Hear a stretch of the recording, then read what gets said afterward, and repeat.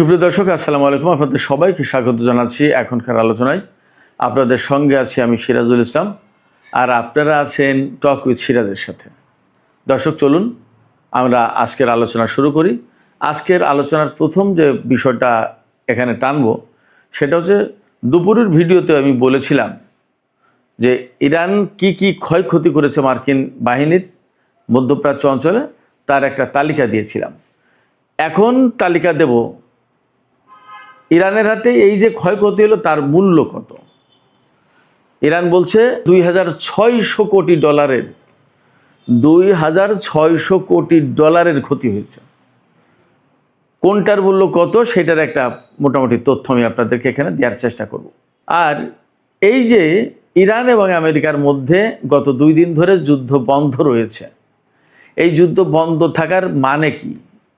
যুদ্ধটা কি আসলে স্থায়ীভাবে বন্ধ হতে যাচ্ছে কিনা, নাকি আবার যুদ্ধ শুরু হবে? আর যদি স্থায়ীভাবে যুদ্ধ বন্ধ হয় তাহলে কোন ঘটনা এর পেছনে কাজ করছে? আমি দুপুরের ভিডিওতে বলেছিলাম 3 দেশ কূটনৈতিক উদ্যোগের চেষ্টা করেছে, বাট ইরান সব নাকচ করে দিয়েছে। আবার খবর পাওয়া যাচ্ছে যে কূটনৈতিক আলাপ আলোচনা এগুচ্ছে। আসলে ঘটনাটা কি? আরেকটা খবর আমি আপনাদেরকে বলি, নেতানিয়াহু আগামী মঙ্গলবার, অর্থাৎ রোববার আজকে যাচ্ছে 26শে জুলাই, সোম মঙ্গল একদিন পরেই তিনি আমেরিকা সফরে যাচ্ছেন এবং ডোনাল্ড ট্রাম্পের সাথে তার বৈঠক হবে। মনে করা হচ্ছে যুদ্ধ নতুন করে শুরু হবে কি হবে না, নেতানিয়াহুর এই সফর এবং এই বৈঠকের পরেই তা বোঝা যাবে এবং ঠিক হবে। খেয়াল করুন, তিনি যাচ্ছেন মঙ্গলবারে, মঙ্গল বুধ বৃহস্পতি 2-1 দিন তো থাকবেই। তার মানে শুক্র শনিবার যদি ইরানের উপরে আমেরিকা হামলা চালায় তাহলে নেতানিয়াহুর সফরেরই সিদ্ধান্ত ফাইনাল হবে এবং সেই হামলাটা মোটামুটি বৃহস্পতি শুক্র শনি এইরকম টাইমেই শুরু হয়ে যাবে। আমেরিকার মার্কেট বন্ধ হওয়া দরকার, শুধু বড় হামলা চালাবে, কিন্তু হামলা আসলে চালাবে কিনা সেটা প্রশ্ন। এদিকে ইরান বলছে তাদের ক্ষেপণাস্ত্রে এমন ওয়ারহেড বসানো আছে যে ওয়ারহেড বসানোর কারণে তাদের এই ক্ষেপণাস্ত্রকে এখন বড় কোনো প্রযুক্তি শনাক্ত করতে পারবে না এবং আটকাতে পারবে না। তার মানে কি? তার মানে এখন ইরানের ক্ষেপণাস্ত্র আরও বেশি অপ্রতিরোধ্য হয়ে গেল।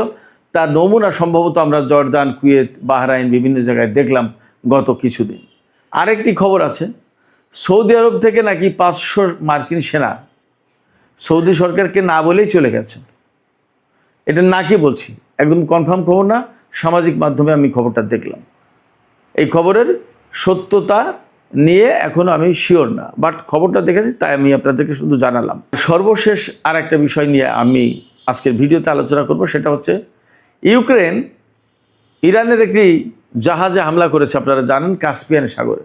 ইউক্রেন কেন ইরানের এই জাহাজে হামলা করলো এবং এ ব্যাপারে ইরান কি ভাবছে, কি বলছে?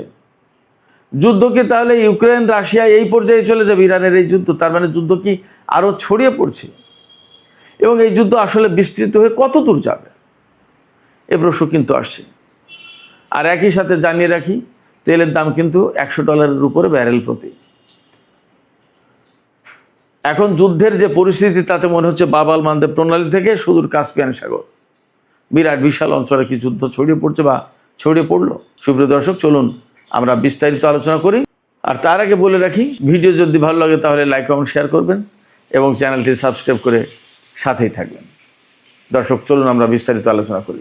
প্রথম যে আলোচনা করতে চেয়েছিলাম সেটি হচ্ছে এই যে আজকে দুপুরে ভিডিওতে বলেছিলাম যে আমেরিকার কি ক্ষয়ক্ষতি করেছে, তাই ইরানের সামরিক বাহিনী IRGC একদম প্রকাশ্যে বলেছে এবং এটা বিশ্বের বিভিন্ন গণমাধ্যমে এখন আছে। ইন্ডিয়ার কোনো ইয়ে নেই, কোনো অবস্কিউর নেই, কোনো অস্পষ্টতা নেই এবং পাশ্চাত্যের গণমাধ্যমে কথা বলছেও। খোদ আমেরিকার গণমাধ্যমগুলোই বলছে যে আমেরিকার অস্ত্র ভান্ডার বড় সংকটের মুখে পড়ার কারণে আমেরিকা এই যুদ্ধ আপাতত স্থগিত রেখেছে। জানি না এই যুদ্ধ আসলে আপাতত স্থগিত রাখার প্রশ্ন, নাকি আরও বড় হামলা করতে চায় তার জন্য সামগ্রিক একটা প্রস্তুতি। কথা কিন্তু সব রকমেরই আছে। যাই হোক না কেন, বড় হামলা করলেও ইরানকে মোকাবেলা করতে হবে, যুদ্ধ যদি আমেরিকা না করে তাহলেও ইরানকে তার মতো করে আগাতে হবে। যদি বড় হামলা করতে যায় তাহলে তার জন্য তো ইরান প্রস্তুত আছে, সে কথা বলেছে। ইরানের সামরিক বাহিনীর যে মুখপাত্র ব্রিগেডিয়ার জেনারেল আকরাম মিনিয়া, তিনি আজকে বলেছেন ইরানের সামনে এখন 3টা পথ। এই যে যুদ্ধ বন্ধ করলো, এখন কি করবে আসলে তারা 3টা কাজের যে কোনোটা করতে পারে। একটা হচ্ছে বড় হামলা চালানো ইরানের উপরে, অথবা যুদ্ধ থেকে পালিয়ে যাওয়া বন্ধ করা, অথবা ইরানের বিরুদ্ধে স্থল অভিযান চালাতে সেনা পাঠানো। জেনারেল আকরাম মিনিয়া বলেছেন যে আমেরিকা যেটা করুক তার জন্য ইরান প্রস্তুত আছে। যে 2 দিন আমেরিকা যুদ্ধ বন্ধ রেখেছে, হয়তো ইরানও সেই 2 দিন বন্ধ রেখেছে এই কারণে তারও তো একটু গুছিয়ে নেওয়ার, তারও প্রস্তুতির প্রয়োজন আছে। ভেতরে ভেতরে কী হচ্ছে সেগুলো বোঝার চেষ্টা দরকার আছে। এপাশে ইরাকে কিন্তু ইরান ঠিকই হামলা চালিয়েছে।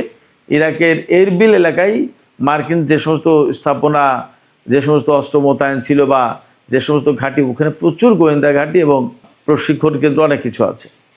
এগুলোর উপরে এত বেশি হামলা চালিয়েছে গত কয়েকদিনে ইরান বলছে যে মোটামুটি মার্কিন অবস্থান প্রায় সম্পূর্ণই ধ্বংস ওখানে, ইরাকের এরবিল সুলাইমানিয়া ওই এলাকায়, যেটা ইরানের কুর্দিস্তানের কাছাকাছি। ওই এলাকা কুর্দি অধ্যুষিত এলাকা। তবে বাস্তব যে কথা সেটা হচ্ছে যে আসলে মধ্যপ্রাচ্যে আমেরিকা ভীষণ চাপের মুখে, প্রচণ্ড প্রতিরোধের মুখে পড়ে তারা অনেক ক্ষতিগ্রস্ত হয়েছে এবং এখন তাদের সামনে এই সিদ্ধান্ত আসলে করবে কি, তারা এখান থেকে চলে যাবে, চলে গেলে বিরাট বিশাল অঞ্চল, বহু পরিকল্পনা, সমস্ত সব কিছু মার খেয়ে যায়। আর যদি না চলে যায় তাহলে তো ইরানের সাথে যুদ্ধ করতে হয়, কারণ যুদ্ধ শুরু করেছে তারা, শেষ না করলে কীভাবে কী করবে। আবার যদি বড় যুদ্ধ করতে যায় তাহলে ইরান তা মোকাবেলা করবে। আসলে তারা করবে কি, স্থলযুদ্ধ করতে গেলে ইরানের লোকজন তো বলছে যে পাঠাও সেনা, তাদের সাথে সাক্ষাৎ করার জন্য আমরা প্রস্তুত। তাহলে আসলে কি করবে, বিরাট সংকটের ভেতরে। এই সমস্ত বিষয়ের সলা পরামর্শই হবে। নেতানিয়াহু যাচ্ছেন মঙ্গলবার আমেরিকায়, এই বৈঠকে এই সমস্ত বিষয়ের সিদ্ধান্ত হবে এবং অনেকে আশঙ্কা করছেন যে নেতানিয়াহু গিয়ে ডোনাল্ড ট্রাম্পকে আবার এভাবেই পরামর্শ দেবেন, এইভাবেই তিনি চাপ সৃষ্টি করবেন যে আমেরিকা যাতে আবার ইরানের বিরুদ্ধে যুদ্ধ শুরু করে। এবং যেহেতু তিনি মঙ্গলবার যাচ্ছেন, আমি আগেই বলেছি, বুধ বৃহস্পতি এরপরেই শুক্রবার মার্কিন বা পাশ্চাত্যের মার্কেটগুলো বন্ধ। ওইটা হলো যুদ্ধ শুরুর একটা মোক্ষম সময়। আলাপ পরামর্শ করে যদি যুদ্ধ শুরু হয় তাহলে এই সপ্তাহতেই হতে পারে, এমন একটা আশঙ্কার সম্ভাবনা যায় বলেন আছে। এখন আমরা একটু নজর দিই আজকে যে মধ্যপ্রাচ্যে মার্কিন সেনাদের কি কি ক্ষয়ক্ষতি হয়েছে তার যে তালিকা ফিরিস্তি তুলে ধরেছে ইরান। এর ডলারে দাম কত টাকার, কত ডলারের ক্ষতি হলো, ক্ষয়ক্ষতির পরিমাণটা আগে ছিল তালিকা, এখন পরিমাণটা আমরা বোঝার চেষ্টা করি।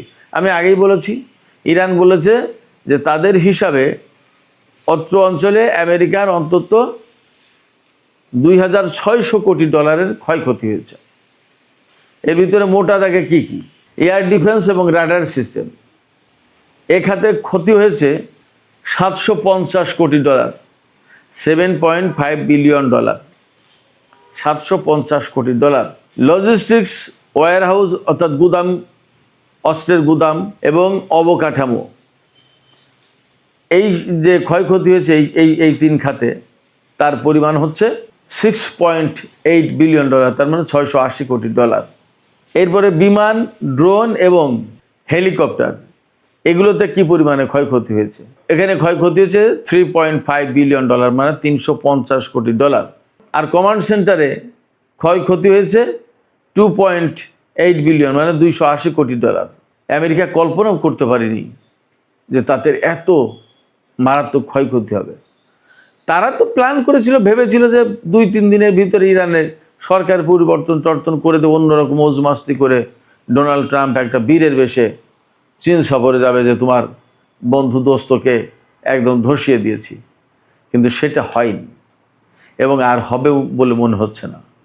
বরং ইরান ঘোষণা দিল কি, যে তাদের কাছে এই রকম ক্ষেপণাস্ত্র আছে, তারা এমন ক্ষেপণাস্ত্র ডেভেলপ করেছে যে তাদের সেই ক্ষেপণাস্ত্র ওয়ারেডে এমন প্রযুক্তি ব্যবহার করা হয়েছে যে প্রযুক্তির কারণে কোনো প্রযুক্তি তাদের এই ক্ষেপণাস্ত্রকে শনাক্ত করতে পারবে না, শুটডাউন করতে পারবে না। এদিকে সৌদি আরবের সাথে ইয়েমেনের হুতিদের কিন্তু যুদ্ধ সংঘাত চলছে, বেশ জটিল পরিস্থিতি সেখানে।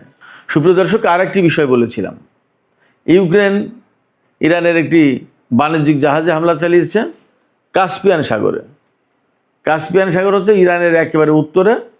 কাস্পিয়ান সাগর এটা বদ্ধ সাগর, বাংলাদেশের প্রায় ডাবল সাইজ যতদূর জানি, এবং বেশ গভীরতা আছে। রাশিয়ার সাথে এই কাস্পিয়ান সাগরের মধ্য দিয়েই সামরিক বলেন, রাজনৈতিক বলেন, বাণিজ্যিক বলেন, সব ধরনের লেনদেন চলে।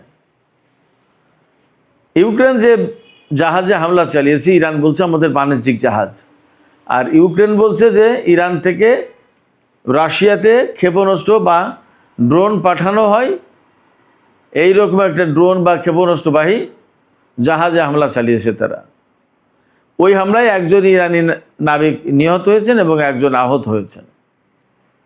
ইরান এ ব্যাপারে খুবই ক্ষিপ্ত হয়েছে, প্রচণ্ড প্রতিবাদ জানিয়েছে এবং ইউক্রেনকে হুমকি দিয়েছে।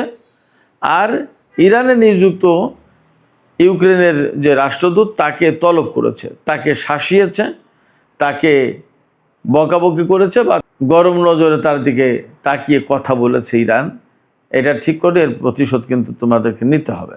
তো ইরান কড়া হুঁশিয়ারি উচ্চারণ করে বলেছে যে ইউক্রেন এই যে হামলা চালালো ইরানের জাহাজে, এটা বিনা জবাবে, বিনা শাস্তিতে ইউক্রেন পার পাবে না।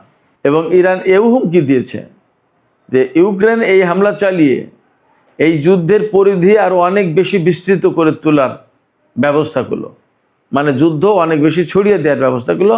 যুদ্ধ কিন্তু ছড়িয়ে যেতে পারে। এখন ইউক্রেন পরবর্তীতে আর কি ব্যবস্থা নেয় সেটা একটা দেখার বিষয়। এখানে প্রশ্ন আসতে পারে যে ইউক্রেন হঠাৎ করে এতদিন পরে ইরানের উপরে এখন কেন হামলা চালালো? এর একটা জবাব হতে পারে, আমেরিকা কিন্তু ইরানের সাথে 2 দিন যুদ্ধ বন্ধ রেখেছে। তার মানে যদি আমেরিকা ইরানের উপরে বড় ধরনের হামলা চালাতে চায়, তাহলে তারা প্রস্তুতি নেওয়ার চেষ্টা করছে। এপাশে ইউক্রেনকে দিয়ে হামলা চালিয়ে ইরানকে এই দিকে ব্যস্ত রাখার চেষ্টা করছে, এবং ওপাশে আমেরিকা নিজেদের মতো করে প্রস্তুত হবে, বড় যুদ্ধের জন্য একটা প্রস্তুতি নেবে এবং বড় যুদ্ধ হয়তো চালাবেও। এই জায়গায় ইরান কতটা টেকনিক্যালি এই বিষয়গুলো এই মুহূর্তে হ্যান্ডেল করতে পারে এবং কি করবে, অনেক কিছু হিসাব বিকাশ আছে। দেখা যাক, আমরা অপেক্ষায় থাকি, দেখি আসলে কি হতে যাচ্ছে, কি হয়। তবে এটা ঠিক যে ইউক্রেন যদি আরও দফায় দফায় হামলা চালায় ইরানের উপরে, তাহলে ইরান নিশ্চিতভাবে ইউক্রেনকে জবাব দেবে, সেখানে মনে হয় কোনো ছাড় দেবে না। আর যে হামলা চালিয়েছে সেটার কি জবাব হয় সেটা একটা দেখার ব্যাপার। ইরান কিন্তু বলেছে বিনা শাস্তিতে, বিনা জবাবে পার পাবে না ইউক্রেন।